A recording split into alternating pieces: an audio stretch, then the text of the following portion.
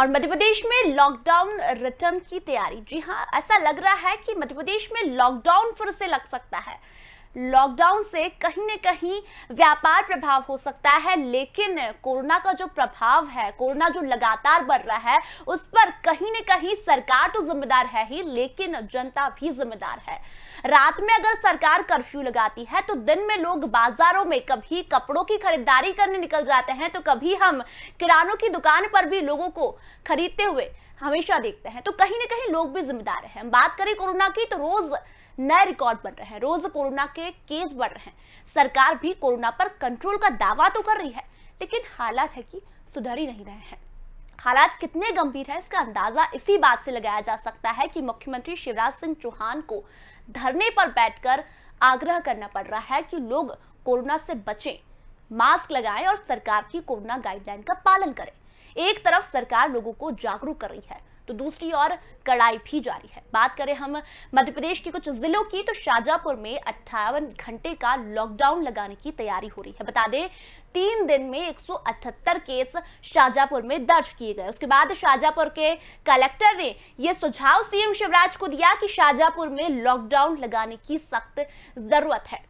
जी हाँ, बात करें भोपाल की तो भोपाल में 618 मरीज एक दिन में मिले हैं। इंदौर की यदि बात करें तो 866 मरीज इंदौर में मिले हैं। प्रदेश में 3722 पॉजिटिव मिलने के बाद से शनिवार और रविवार के दिन के लॉकडाउन लगाने की तैयारी है। लेकिन लॉकडाउन लगाने की तैयारी क्यों?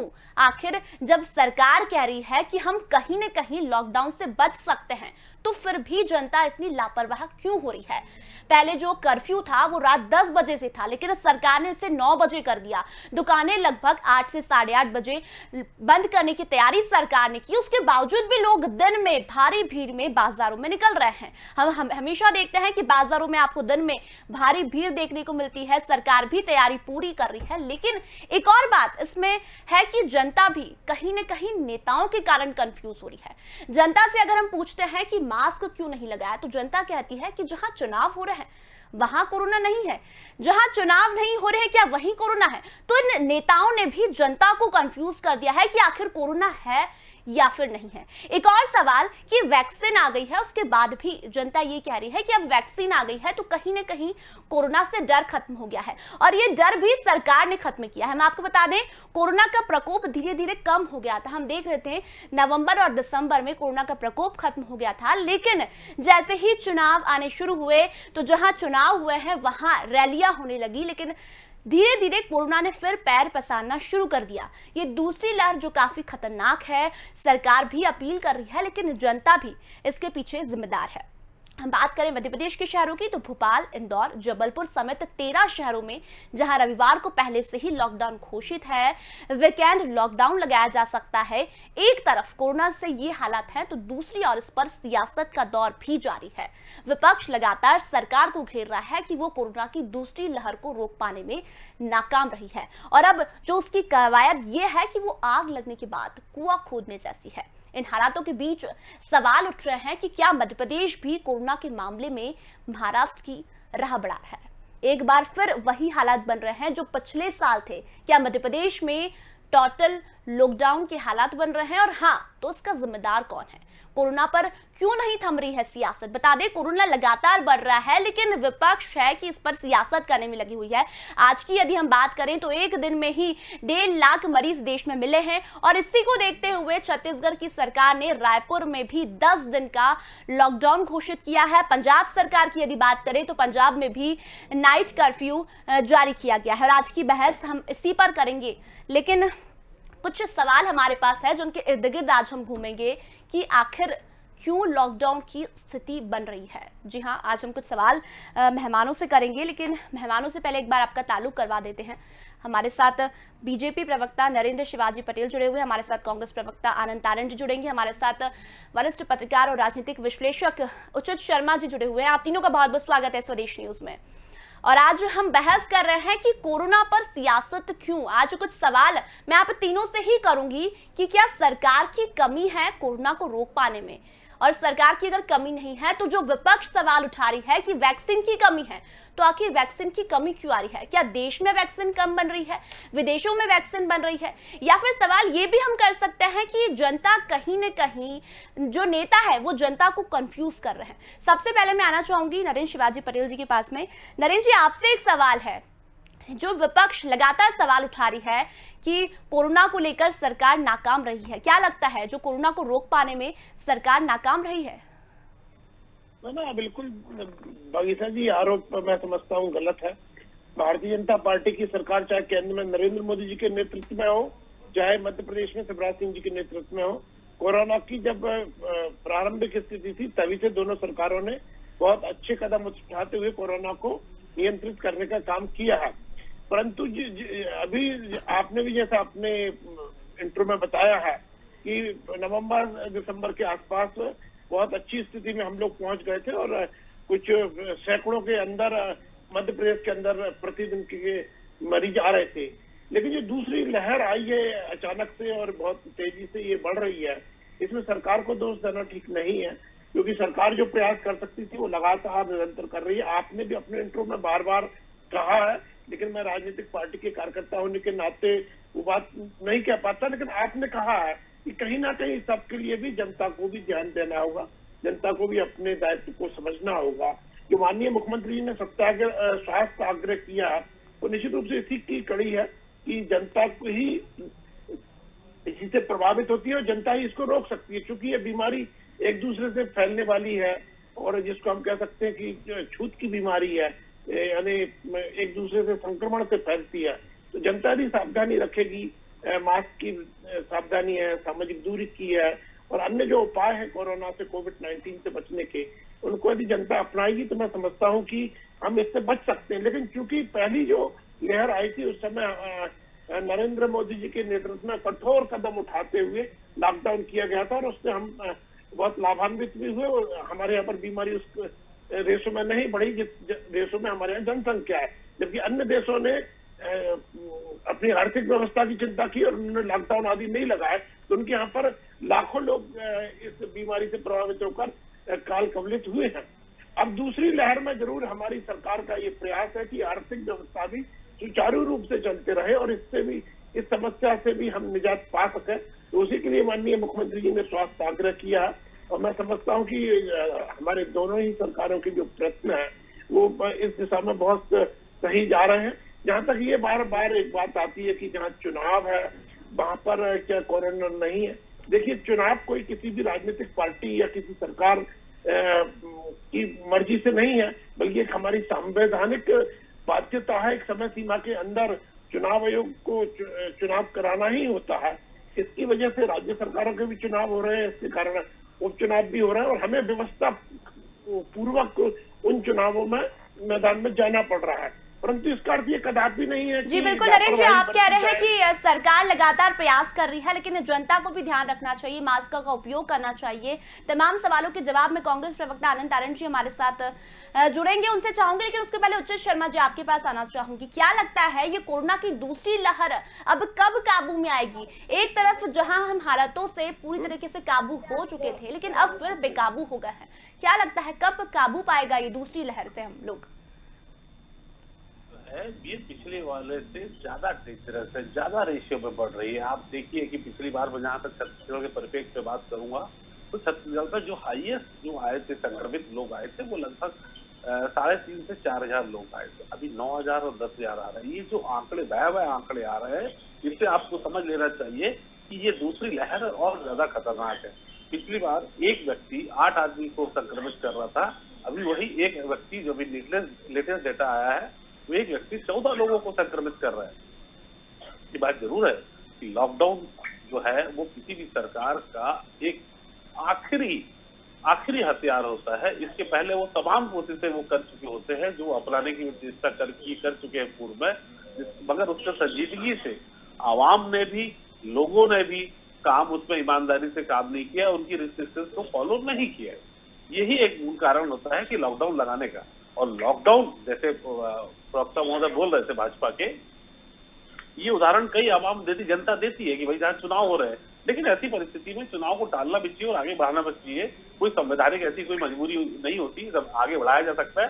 पूर्व में भी आगे बढ़ाया जा चुका है, ऐसा नहीं है। 6-6 महीने के लिए भी सरकारें और विधायिका आगे बढ़ी हुई है।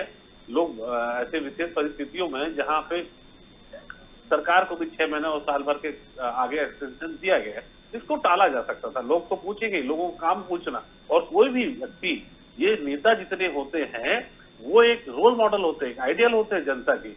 वही अगर किसी चीज का पालन नहीं करेंगे तो जनता कैसे करेगी? कैसे आप उनसे उम्मीद कर सकते हैं? तो जनता से आप कैसे आप बोलते हैं आप रिस्ट्रिक्टेड रहिए, नियमों में रहिए, आप कैसे बिल्कुल उम्मीद कर रुचि सकते जी, हैं? आप बिल्कुल सही कह रहे हैं। नरेंद्र जी से सवाल करना चाहूंगी, आप कह रहे हैं कि पार्टियों को जिम्मेदार ठहराना सही नहीं है, तो मैं आपसे सवाल करूंगी कि कहीं राजनेता भी तो कंफ्यूज कर रहे हैं ना जनता को। जब हम किसी जनता से सवाल करते हैं कि क्यों मास्क नहीं लगाया, क्यों दूरी नहीं रखी, तो वो कहती है कि जहां चुनाव हो रहे हैं क्या वहां कोरोना नहीं है? आप लोग तमाम 5 राज्यों में रैलियां कर रहे हैं, क्या वहां कोरोना नहीं बढ़ रहा है? मैं राजनीतिक विश्लेषक आदरणीय उचित शर्मा जी ने जो बातें कही हैं, मैं उनसे कुछ हद तक सहमत हूँ, परंतु उन्होंने ये जो बात कही कि चुनाव कराना कोई राजनीतिक संवैधानिक बाध्यता नहीं है, तो मैं नम्रता पूर्वक कहना चाहूंगा कि संविधान में हर चुनाव के, चाहे उपचुनाव हो, चाहे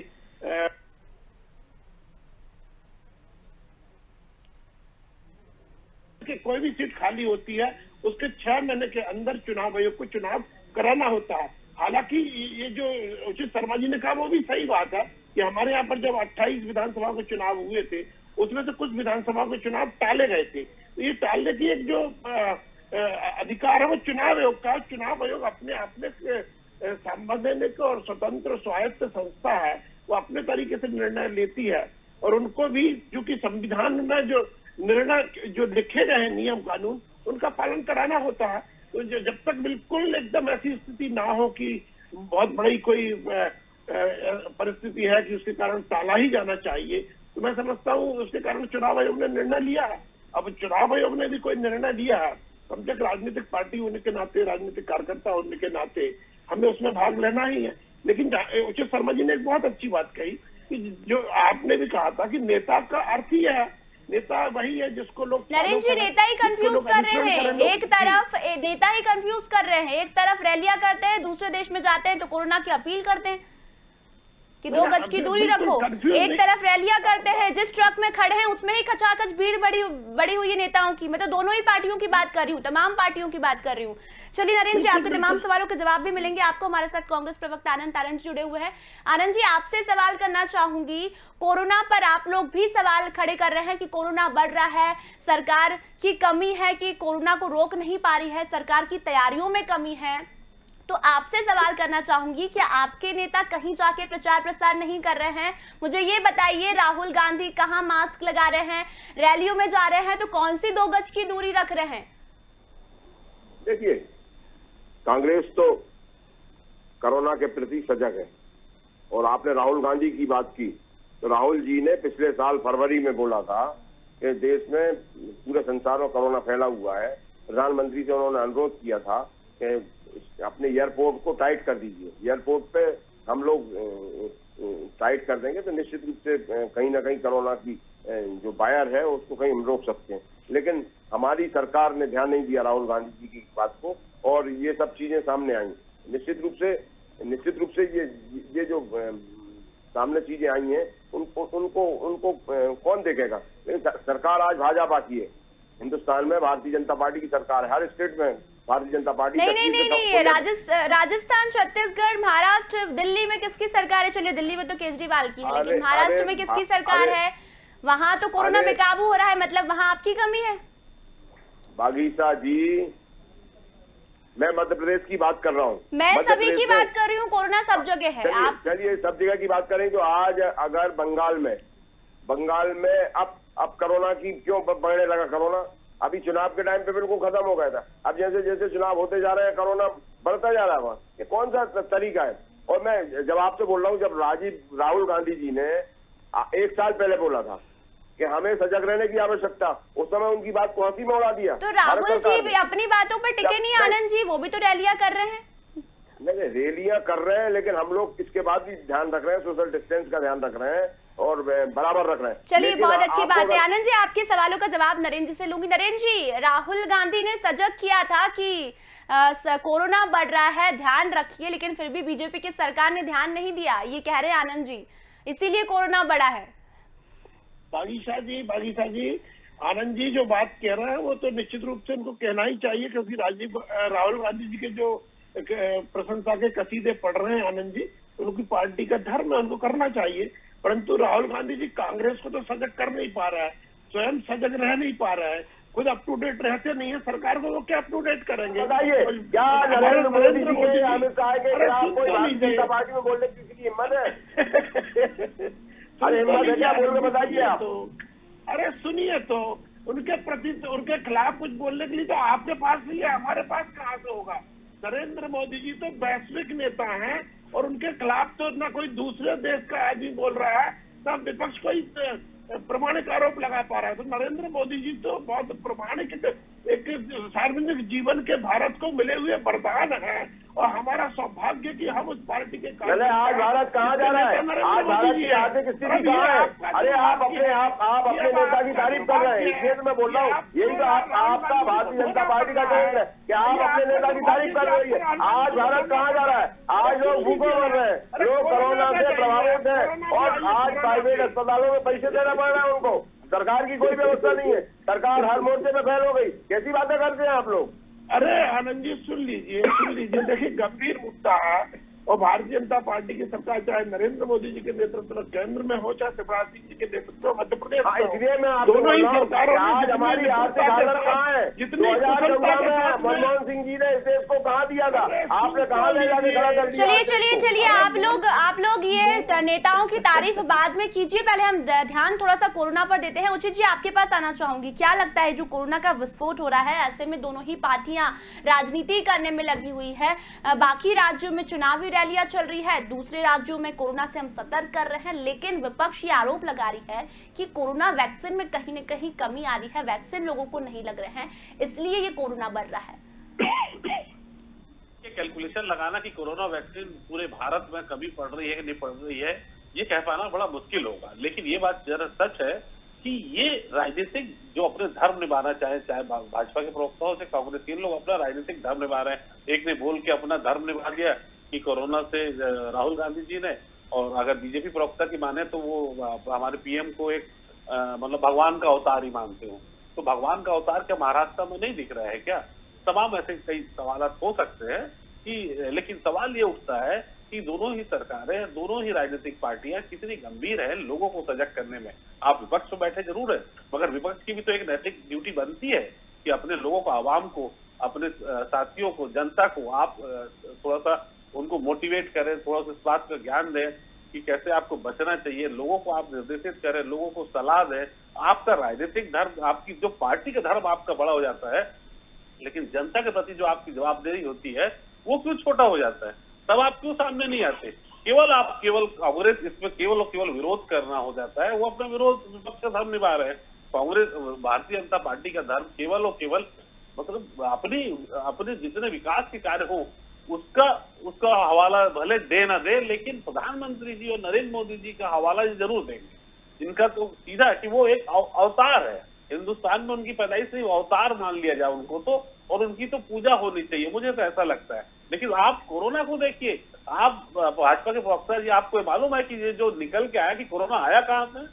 आप अगर मंडी आईएम का जो रिसर्च हुआ है उसमें क्लियर कट बता दिया गया है कि इंटरनेशनल एयरपोर्ट से कोरोना सबसे ज्यादा फैला हिंदुस्तान में।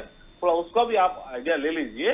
उसके बाद ये जो भगवान और अवतार वाली स्थिति जो आप बोल रहे हैं, उसमें मुझे उम्मीद है जी बिल्कुल उचित जी, ये जो कोरोना को लेकर ये लोग कर रहे हैं, सियासत राजनीति कर रहे हैं। चलिए नरेंद्र जी, आप कुछ कह रहे हैं, कहिए। जी, मैं एक सुधार करना चाहता था। उचित शर्मा जी ने मेरे वाक्य को थोड़ा सा गलत इंटरप्रेट कर दिया है। मैंने नरेंद्र मोदी जी को अवतार नहीं कहा है, मैंने नरेंद्र मोदी जी को भगवान के वरदान कहा कि जो हमें वरदान प्राप्त हुआ है, या उनको अवतार मैंने कदापि नहीं। इन दोनों बातों में बहुत बड़ा अंतर है। कृपया उसको सुधार कर लीजिए। उचित शर्मा जी से मैं निवेदन करता हूँ।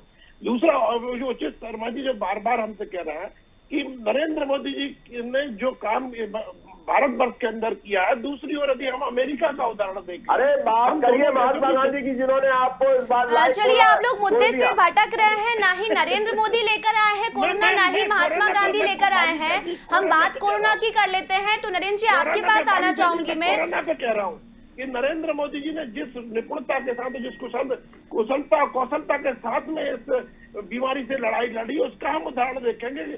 अमेरिका की जनसंख्या और भारत की जनसंख्या में जो अंतर है उसका। नरेंद्र जी सवाल कर रही हूँ, वैक्सीन में फिर कमी क्यों आ रही है? विपक्ष कह रही है कहीं विदेशों में तो नहीं बन रही है वैक्सीन। बागीसा जी, कोई कमी नहीं है, कोई कमी नहीं है। तो फिर ये विपक्ष क्यों सवाल उठा रही है कि स्वास्थ्य सुविधाएं बेहतर नहीं है, केंद्र की सरकार स्वास्थ्य सुविधाएं बेहतर नहीं दे रही है?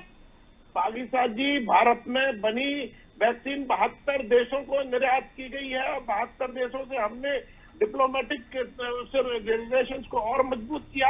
चलिए, भारतवर्ष के अंदर है, भारतवर्ष के अंदर 45 वर्ष तक के लोगों के लिए अभी अलाउ कर दिया गया है। लगातार वैक्सीन सारे केंद्रों पर उपलब्ध है और शीघ्र इसको और उम्र को धीरे धीरे कम करते चले जाए, क्योंकि एक व्यवस्था के तहत लग जाए सबको वैक्सीन, इसलिए उम्र को धीरे धीरे करके कम किया जा रहा है। यदि ये जो वैक्सीन के यदि एकदम कर दिया जाएगा तो सारे केंद्रों। चलिए नरेंद्र जी, आपके तमाम सवालों के जवाब लेते हैं। आनंद जी, आप कह रहे हैं ना कि स्वास्थ्य सुविधाएं अच्छी नहीं है, केंद्र सरकार कोरोना को लेकर कहीं न कहीं तैयारियों में कमी है। तो अब कहिए, इनका कहना है कि वैक्सीन भी हम लोग पर्याप्त मात्रा में दे रहे हैं, स्वास्थ्य सुविधाएं भी बेहतर कर रहे हैं। देखिए, सबसे पहले तो मैं आदरणीय उचित शर्मा जी के प्रति आभार व्यक्त करता हूँ। उन्होंने बहुत सही बोला है। तो जो हम राहुल गांधी जी ने जो बोला था वही बात अक्षरांश उन्होंने बोली कि किसी ने बोला था। तो देखिए, इस पे हम राजनीति नहीं करना चाहते। हम सबकी कर्तव्य है, हम लोगों का नैतिक कर्तव्य है कि पीड़ित मानवता की हम सेवा करें। जो भी राजनीतिक दल है उनका सबसे पहले काम होता है, लेकिन भारतीय जनता पार्टी ने कहीं भी विपक्ष को इसमें विश्वास में नहीं लिया। ये सबसे बड़ी कमी है और इस कमी का खमियाजा आज हमें भुगतना पड़ रहा है। अगर क्या कारण है कि आज दूसरे दौर में इतनी तेजी से हिंदुस्तान के अंदर कोरोना का वायरस बढ़ा है? कहीं ना कहीं केंद्र सरकार। आनंद जी, सिर्फ केंद्र सरकार की जिम्मेदारी है इस कोरोना को लेकर? क्या राज्य सरकार की कोई जिम्मेदारी नहीं है? जहां पंजाब की सरकार है, महाराष्ट्र की सरकार है। चलिए, मैं आपसे एक सवाल करती हूँ कि हमारे देश में सबसे ज्यादा स्वास्थ्य सुविधाएं कहाँ अच्छी है? क्या आपको इस सवाल का जवाब आपको पता है? देखिए, महाराष्ट्र, चलिए मैं आपको बता देती हूँ, आपको अगर नहीं पता हो तो महाराष्ट्र और दिल्ली में सबसे अच्छी स्वास्थ्य सुविधाएं हैं। अगर स्वास्थ्य की कोई परेशानी आती है तो लोग सबसे पहले दिल्ली और मुंबई भागते हैं। तो फिर वहां कोरोना क्यों बढ़ा? चलिए, मैं मान रही हूँ कि केंद्र की कहीं न कहीं जिम्मेदारी है कोरोना को लेकर, लेकिन आपकी जहां जहां सरकार है, क्या वहां जिम्मेदारी नहीं बनती कि कोरोना से बचे? रायपुर में 10 दिन का लॉकडाउन लगा दिया है सरकार ने। देखिए, मैंने आपसे क्या बोला बागीसा जी कि सबका कर्तव्य है और सबको मिलजुल कर करना चाहिए। कोई भी राजनीतिक दल है, सबसे पहले उसका नैतिक कर्तव्य है कि हम पीड़ित शोषित मानवता की सेवा करें। जो देश के और प्रदेश के अंतिम छोर पर व्यक्ति बैठा है उसको मुख्य धारा में शामिल करने की बात करें। तो ये स्वास्थ्य सुविधाएं तो सबसे पहले हमारा कर्तव्य है कि लोगों को तकलीफ नहीं होनी चाहिए, तो ये सरकार का नैतिक दल। लेकिन आज ये हालात है कि हमारे यहाँ इतनी तेजी से कोरोना बढ़ा है, सरकार इसने अपने हाथ खींच लिए। आज लोग प्राइवेट तरीके से अपने आप को बेच रहे हैं, अपने मकान बेच रहे हैं, अपने आप को किस तरह से हालात में पेश कर रहे हैं। इसमें राजनीति करने की आवश्यकता नहीं है। हमें सबसे पहले हर चीज को मेंटेन करना चाहिए। आज हमारे मुख्यमंत्री, पूर्व मुख्यमंत्री आदरणीय कमलनाथ जी ने बोला है कि हमें पहले सबसे पहले एक एक आदमी के, और आज ही मैं अपनी बात कर रहा हूँ, आज ही हमने भोपाल में जैन समाज का एक शिविर भी लगाया। उसमें कोरोना के लिए लोगों को उद्वेलित किया कि आप आइए और कोरोना के टीके लगवाइए। तो मैं चाहता हूँ कि आज आपके माध्यम से, स्वदेश के माध्यम से ये भोपाल में जन जागरण हो जाए, मध्य प्रदेश में जागरण हो जाए, पूरे देश में जागरण हो जाए कि जो सामाजिक संस्थाएं वो आज उठ के खड़ी हो और सरकार के साथ कंधे से कंधा मिलाकर काम करें और वैक्सीन के टीके लगवाएं। निश्चित रूप से हम सबका नैतिक कर्तव्य है, लेकिन जो जिस तरह से भारतीय जनता पार्टी के लोग हर मामले में राजनीति करते हैं, ये ठीक नहीं है। क्योंकि कोई भी अगर कोई काम हुआ, उन्होंने कहा हमारी सरकार ने ये कर दिया। अरे भाई, सरकार जनता की सरकार, जनता ने आज आपको इस लाइन बना के बैठाला है, तो ये नैतिक कर्तव्य आपका है कि आज उन्हें कहीं तकलीफ है तो उसको आंसू पोंछने का काम आपका है। मेरा ये कहना है, मैं कहीं राजनीति की बात नहीं कर रहा हूँ इस मामले में, लेकिन हर मामले में अभी भगवान बना दिया उन्होंने। हमारे आजादी विश्लेषक जी ने बहुत सही बोला, मैं उनके प्रति बहुत आभार व्यक्त करता हूँ। जी नरेंद्र जी, कहिए आप कुछ कहना चाह रहे हैं। ना ना देख, फिर आनंद जी वो गलत बात कर रहा है। उचित शर्मा जी ने यदि मेरी किसी भी बात को अनुचित तरीके से समझ लिया था, मैं पुनः दोहरा रहा हूँ कि नरेंद्र मोदी जी भारत वर्ष के लिए एक वरदान है। अवतार नहीं कहा मैंने, अवतार नहीं कहा, पहली बात। दूसरा, मैं आनंद जी की बात अरे भाई जो चीज निकल जाता है, जो आवाज निकल जाती है, अरे मैं आपकी प्रशंसा कर रहा हूँ, सुन तो लो बाबा, आप सॉरी बोल दो, आप माफी मांग लो, चलो गलती से निकल गया, जबान अरे फिसल नहीं जाती बाबा, है। रिकॉर्ड है। अरे बाबा रिकॉर्ड है, अरे रिकॉर्ड जबान सुन लीजिए। फिसल जाती है भाई, माफी मांग लो, बात खत्म रिकॉर्ड हो है। गई। अरे बाबा सारी अरे मेरे भाई भाई माफी मांग लो, छोटे नहीं हो जाओगे, बड़ा हो जाओगे। अरे आनंद जी बात सुन लीजिए, मैं आपसे क्या कह रहा हूँ, माफी मांग लो, बड़ा हो जाओगे। आप इस बात को अटक कर रह गए आप। अरे बात तो सुन लो आनंद जी, कहाँ आनंद जी बात सुनिए नरेंद्र जी की, फिर आपको भी मौका देंगे बोलने का। नरेंद्र जी कहिए। बता रहा था, इसमें आंकड़े देख लीजिए आनंद जी, महाराष्ट्र, राजस्थान, छत्तीसगढ़, ये सब मध्य प्रदेश से ऊपर है। अरे भारत के अंदर है सब। अरे राज्यों की बात मत कीजिए, आप लोग देश की ही बात कर रहे हैं। हालत है कोरोना की, सबसे बदतर हालत उन राज्यों में है जिन राज्यों भारत में गणराज्य के अंदर है सब प्रदेश। कांग्रेस किस तरह से बुरी तरह फ्लॉप हो रही है। राहुल गांधी जी नरेंद्र मोदी जी को सलाह देने की बजाय भूपेश बघेल जी को सलाह देना, गहलोत जी को सलाह देना। आनंद जी, ये नरेंद्र जी क्या कह रहे हैं कि नरेंद्र मोदी को सलाह देने की बजाय गहलोत जी को दीजिए, भूपेश बघेल को दीजिए, वहाँ तो आप ही की सरकार है ना, तो फिर मोदी जी को क्यों सलाह कि कोरोना से बचे? बागीचा जी, यही भारतीय जनता पार्टी का चरित्र है। बात है केंद्र सरकार की और आप बात कर रहे हो, मोहल्ले में जाके बात करो। किस तरह की बातें करते हैं आप? अरे शर्म आने चाहिए आप लोगों को, ये भारतीय जनता पार्टी का चरित्र है। शर्म आने चाहिए, डूब मरे आप कुल्लू भर पानी में, आप इसमें भी राजनीति कर रहे हैं। मैं कितनी अच्छी बातें कर रहा हूँ कि भाई वॉलेंटियर ऑर्गेनाइजेशन को आगे लाने चाहिए, स्वयंसेवी संस्थाओं को आगे लाने चाहिए, तो पीछे लग पाए। और आप उल्टी बातें कर रहे हैं कि राहुल गांधी जी उनको सलाह दे। अरे राहुल गांधी जी ने देश की बात की थी, कोई प्रदेश की बात नहीं करी। और भारत गणराज्य में सब है, पूरे प्रदेश उसके अंदर सम्मिलित है। कैसी बातें करते हैं आप लोग? आपको शर्म आनी चाहिए, किस तरह की बातें करते हैं। ये बंटवारे वाले काम है, बंटवारे का काम करते हैं आप लोग। आपकी राज्य सरकारें क्यों फेल हो रही है, इस बात का जवाब दीजिए। भैया बात कोरोना की कीजिए अभी। क्यों फेल हो रही है राजस्थान? अरे देश की सरकार फेल हो रही है। चलिए चलिए चलिए, बहस का विषय हमारा अभी कोरोना को लेकर है। दोनों ही, चाहे केंद्र की बात हो चाहे राज्य की बात हो, दोनों को ही मिलकर इस कोरोना से बचने के लिए तमाम प्रयास करने होंगे। लेकिन उचित जी, आपके पास आना चाहूंगी, जिस तरह से कोरोना की दूसरी लहर आई है, एक तरफ पार्टियां भी अपील भी कर रही है, रैलियां भी कर रही है, दोनों ही पार्टियां एक दूसरे पर आरोप भी लगा रही है, लेकिन जनता भी जिम्मेदार है इसको लेकर कहीं न कहीं, क्योंकि पहले हम कोरोना को जो बेकाबू हुआ था उस पर हम कहीं न कहीं हमने सभी ने मिलकर प्रयास किए थे और काबू में हालत आ गए थे, लेकिन फिर से वही लहर अभी दोबारा आई है और कहीं न कहीं जनता भी इसके लिए जिम्मेदार है। जी बिल्कुल सही कहा आपने, जनता बहुत हद तक जिम्मेदार है। जनता को जितनी संजीदगी से जनता को लेना चाहिए, शासन चाहे सरकार, केंद्र सरकार का हो चाहे राज्य सरकार को जितनी गंभीरता से लेना चाहिए, जनता ने उतना नहीं लिया। मगर ये बात भी सत्य है कि जनता को आप बहुत दिन तक, आवाम को बहुत दिन तक आप बांध के नहीं रख सकते। देखिए इसके 3 ही उपाय हैं, एक सोशल डिस्टेंसिंग, एक मास्क, तीसरा वैक्सीनेशन। इन तीनों को बड़ी ईमानदारी के साथ जनता को अपने जहन में उतार लेने चाहिए। इसके अलावा आप जो है, आप अपने भविष्य की, कल की सोचे। जनता विकल्प की सोचती है हमेशा, ये बड़ी तकलीफ है। इस भयावह बीमारी में भी, इस संक्रमण काल में भी, इस कोविड-19 के टाइम भी जनता इतने गंभीर नहीं है जितना होना चाहिए। देखिए केंद्र सरकार, राज्य सरकार अपना फर्ज निभा रही है, बोल रही है।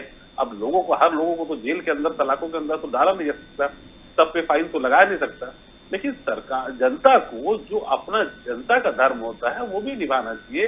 केंद्र सरकार के, राज्य सरकार की जो गाइडलाइन है, उनके जो निर्देश है, उसका गंभीरता से पालन करना चाहिए। नहीं करते जनता। देखिए आप वो सही बोल रहे थे नरेंद्र जी की, लाखों की, हजारों की तादाद में आप बाजार में जा रहे हैं। आपने बिल्कुल सही कहा, सरकार तो पूरे प्रयास कर ही रही है, क्योंकि लोगों की जान जाती है तो इसमें सरकार की कोई जिम्मेदारी नहीं है, लेकिन फिर भी सरकार जिम्मेदार है, लोगों से अपील कर रही है और एक तरफ जनता भी कंफ्यूज हो रही है ऐसे में। लेकिन जनता से यही अपील है हम सभी की कि कहीं न कहीं कोरोना बढ़ रहा है, आप लोग इसे मजाक में मत लीजिए। कोरोना से लाखों मौतें हो चुकी है, तो आप लोग कोरोना से सतर्क रहिए। फिलहाल मैं तीनों ही मेहमानों को यही धन्यवाद कहना चाहूंगी। तो कोरोना को लेकर हम सभी लोग मिलकर लगातार ये अपील कर रहे हैं कि कोरोना बढ़ रहा है, देश में हालात बेकाबू होते जा रहे हैं। दूसरी लहर काफी खतरनाक है। पहली लहर जो थी उससे कहीं ना कहीं हम जो हमारे हालात थे वो काबू में हमने कर लिए थे सभी ने मिलकर, लेकिन एक बार फिर जनता को साथ देना होगा, जनता को एकजुट आना होगा और इस कोरोना को हमें फिर से हराना होगा। और कोरोना से हराने के लिए सबसे बड़ा उपाय है कि आप लोग मास्क लगाइए, सैनिटाइजर का बार बार उपयोग कीजिए और दूरी बनाए रखिए। भीड़ वाली जगह में ज्यादा न जाए तो बेहतर होगा और तभी हम कोरोना को हरा सकते हैं। और अगर वैक्सीन भी लगाते हैं तो वैक्सीन के बाद भी आप लोग सतर्क रहिए। तो फिलहाल अभी के लिए इतना ही, जल्दी लौटेंगे, तब तक बने रहिए स्वदेश न्यूज के साथ।